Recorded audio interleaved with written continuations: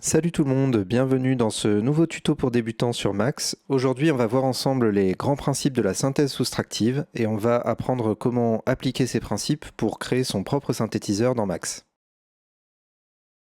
Si on veut synthétiser du son, on peut le faire de plusieurs façons.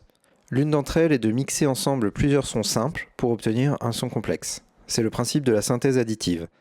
Le problème de cette méthode est qu'elle demande beaucoup de puissance de calcul pour obtenir un son suffisamment riche. Une autre approche, développée notamment par Bob Moog dans les années 60, consiste à utiliser comme matériau de base un son déjà très riche en harmoniques, et à le sculpter ensuite en le faisant passer par un filtre, c'est-à-dire un circuit qui enlève des harmoniques. C'est le principe de la synthèse soustractive. Les sons complexes qu'on peut utiliser comme base pour notre synthèse soustractive sont notamment l'onde triangulaire, l'onde carrée et l'onde en dents de scie. Alors, si on regarde de plus près la forme de ces différentes ondes, avec un oscilloscope, et si on regarde aussi leur contenu fréquentiel, avec un spectroscope, on remarque qu'il y a une grosse différence entre l'onde sinusoïdale et les autres. L'onde sinusoïdale est un son simple, elle ne contient qu'une seule fréquence. On peut voir sur le spectroscope qu'il n'y a qu'un seul trait vertical. Alors que les autres types d'ondes sont des sons complexes, c'est-à-dire qu'ils contiennent plusieurs fréquences. Vous voyez ici qu'il y a plusieurs traits verticaux. Dans le cas de la synthèse soustractive, on va donc partir d'un son très riche qui contient beaucoup de fréquences et le filtrer. Dans notre patch, on va utiliser saw tilde, qui est l'oscillateur en dents de scie dans Max. Un filtre est un circuit électronique ou un algorithme qui retire une partie du contenu fréquentiel d'un son. Il en existe plusieurs sortes. Certains laissent passer les basses fréquences, d'autres les hautes fréquences, d'autres laissent passer une bande de fréquences, d'autres enfin rejettent une bande de fréquences et laissent passer ce qu'il y a autour. Aujourd'hui, on va se concentrer sur les filtres passe-bas qui sont les plus couramment utilisés dans la synthèse soustractive. Alors, dans Max, le filtre le plus simple, c'est OnePole. C'est un filtre passe-bas avec une pente de -6 dB par octave, c'est-à-dire qu'à chaque fois qu'on double la fréquence, on divise l'amplitude par 2. Donc ce n'est pas un filtre très puissant, c'est on va dire le filtre le plus basique qu'on ait dans Max. OnePole n'a qu'un seul paramètre, c'est sa fréquence de coupure, ou cutoff frequency, c'est-à-dire la fréquence à partir de laquelle il se met à filtrer. Tout ce qui est en dessous de cette fréquence est conservé tel quel. On a également l'objet low-res, qui est un filtre passe-bas résonant. Alors que signifie résonant? On va pouvoir spécifier une valeur entre 0 et 1 comme deuxième argument, ou via la troisième entrée de l'objet, ici.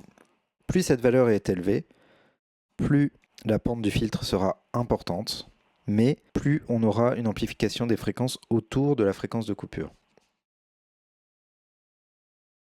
Alors pour notre synthé soustractif, on va utiliser SVF tilde, qui est un filtre avec une pente de -12 dB par octave.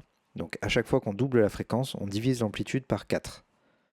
Avec un contrôle de la résonance, et qui en plus a 4 sorties simultanées pour les 4 principaux types de filtres, ce qui pourra être utile pour plus tard. Alors on a déjà notre oscillateur et notre filtre, donc créons un nouveau patch avec commande N.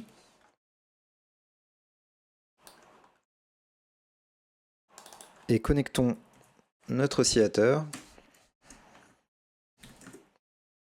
à notre filtre.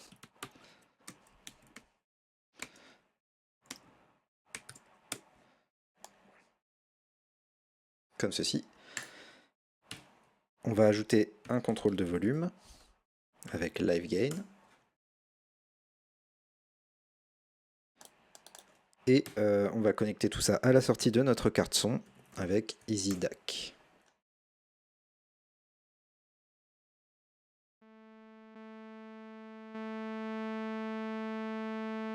Donc on obtient bien un son de synthèse. Maintenant le problème c'est que ça joue tout le temps.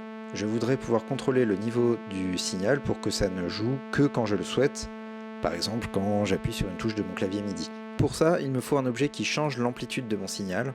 Il va s'agir de l'objet x tilde, qui va multiplier toutes les valeurs successives du signal d'entrée par une valeur que je peux spécifier en argument ou via la deuxième entrée.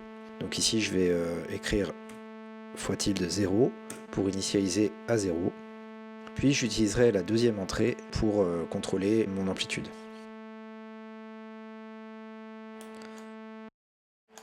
Alors maintenant je vais glisser mon x tilde entre le SVF et le live gain, et là je n'ai plus de son. Pourquoi? Parce que pour l'instant je suis en train de tout multiplier le signal qui rentre ici par 0. Donc comme c'est multiplié par 0, il n'y a pas de son en sortie. Pour contrôler, lorsque je souhaite avoir du son, je vais devoir envoyer dans la deuxième entrée du fois tilde un signal constant. Pour ça, je peux utiliser l'objet sig, et je peux y connecter un float que je crée en faisant le raccourci F. Et maintenant, lorsque je tape 1 ici, on a du son. Lorsque je tape 0, on n'a plus de son. Si je tape 2, je vais avoir le son plus fort. Si je tape 0,5, je vais avoir le son 2 fois moins fort, etc. etc. J'ai donc bien un contrôle de l'amplitude de mon signal, un amplificateur, ce qu'en synthèse analogique on appelle un VCA. Maintenant, je dois automatiser le processus qui permet de changer la valeur de l'amplification et ainsi donner une enveloppe d'amplitude à mon son. Je vais donc devoir créer un générateur d'enveloppe.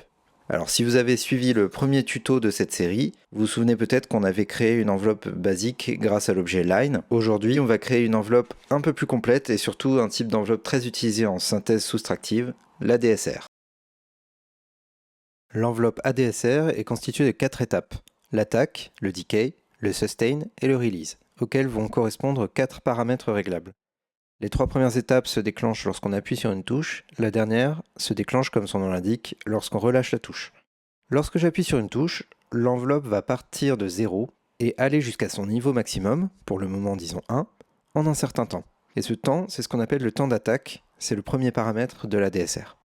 Immédiatement après l'attaque, l'enveloppe va redescendre à un niveau inférieur au niveau maximal en un certain temps, et ce temps de decay sera le deuxième paramètre de la DSR. Le niveau auquel l'enveloppe se stabilise après le temps de decay est le niveau de sustain. Ce niveau, exprimé en pourcentage du niveau maximum, sera notre troisième paramètre. Enfin, lorsque je relâche la touche, l'enveloppe revient à 0 au bout d'un certain temps, le temps de release, quatrième paramètre de la DSR.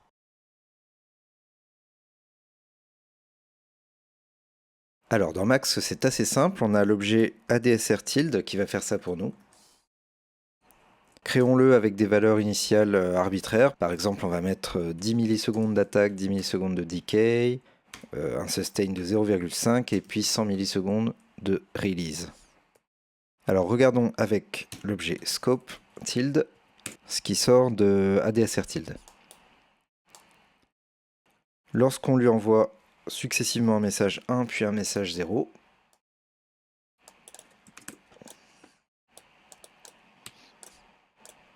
on a bien une enveloppe de type ADSR.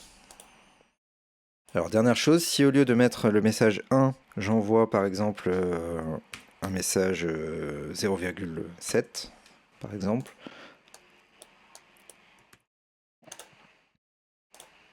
c'est l'ensemble de l'enveloppe qui s'adapte, qui se met à l'échelle avec un niveau maximal de 0,7. Donc on va pouvoir prendre le signal qui sort de là et multiplier notre son en sortie du filtre par cette enveloppe, comme ceci.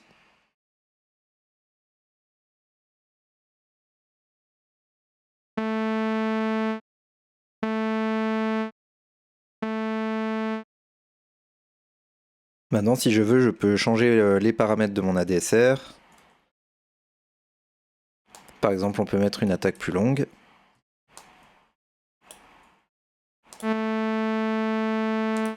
Un decay plus long également.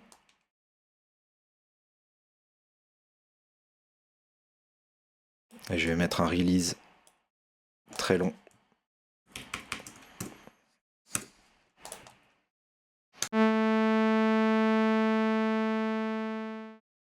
Et enfin, je vais mettre un float pour changer mon sustain.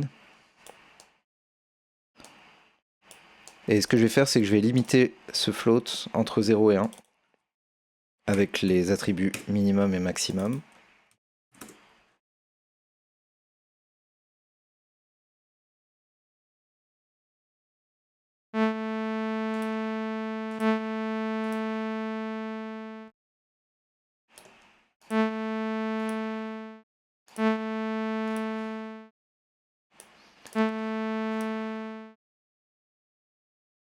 Dans un premier temps, on va contrôler les notes qu'on joue avec un objet graphique qui s'appelle KeySlider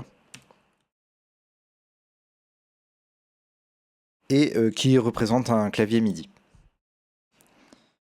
Quand on clique sur une note, KeySlider envoie via sa sortie de gauche l'information de pitch, c'est-à-dire la hauteur de la note.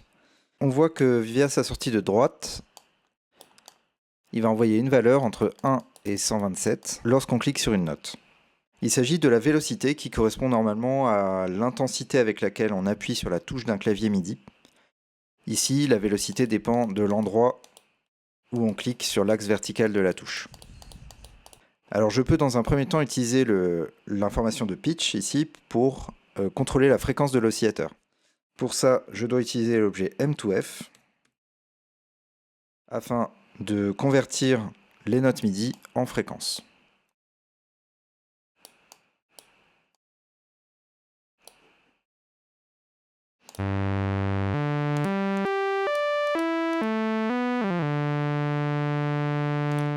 Ensuite, je vais utiliser l'information de vélocité pour contrôler la valeur maximale de l'enveloppe ADSR, c'est-à-dire la valeur qu'on va mettre ici.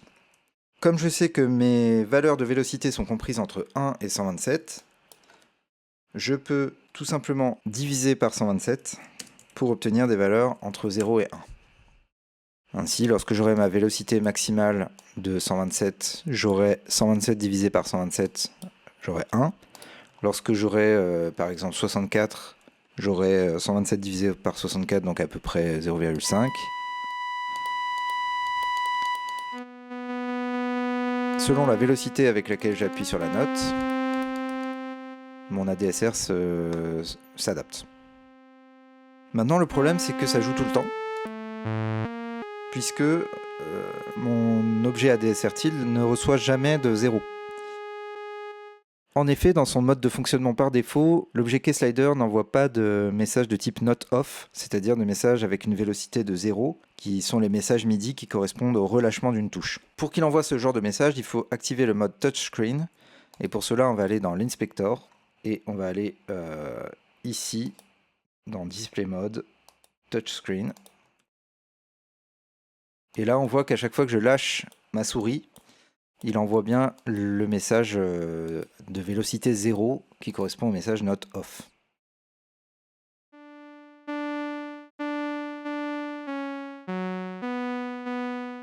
Le problème maintenant, c'est que si j'appuie sur une touche, puis que je garde le bouton de la souris enfoncé et que je change de touche, si je regarde avec un objet print ce que m'envoie KeySlider dans la console, on voit qu'à chaque fois, il envoie d'abord le message note off avant de renvoyer le message note on pour la note suivante. Et ça risque de nous causer des petits problèmes au niveau de notre ADSR. Donc ce qu'il nous faut, c'est filtrer les messages note off tant qu'on n'a pas relâché la souris. Alors pour cela, on va utiliser un objet cell0 et un objet mouse filter.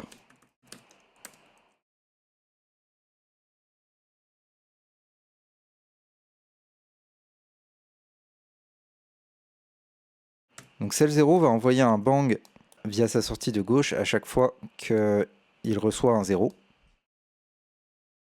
Et tout ce qui n'est pas 0, il va l'envoyer directement via sa sortie de droite. Donc ça va nous permettre de récupérer quand même les infos de vélocité, donc les messages note on, qu'on va remettre directement dans notre ADSR.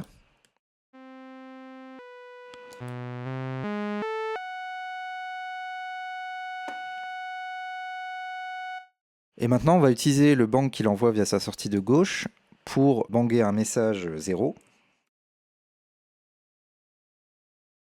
qu'on va envoyer ici directement. Mais on va vouloir n'envoyer ce bang ici que lorsque le bouton de la souris n'est pas enfoncé. Et ça tombe bien, c'est exactement ce que fait l'objet mouse filter.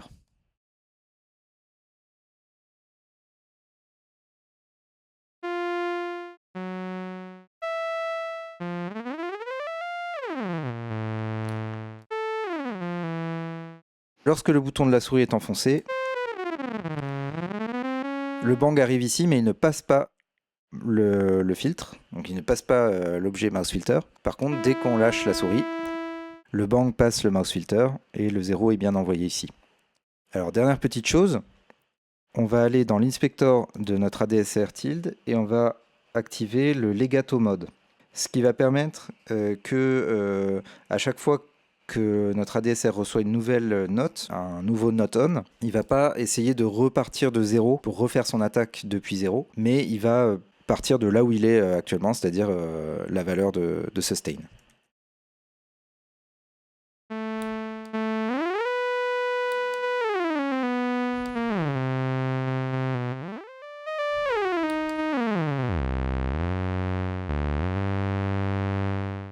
Et voilà, c'est tout pour cette première partie de ce tuto sur la synthèse soustractive. Je vous retrouve très bientôt pour la seconde partie. D'ici là, prenez soin de vous et à la prochaine.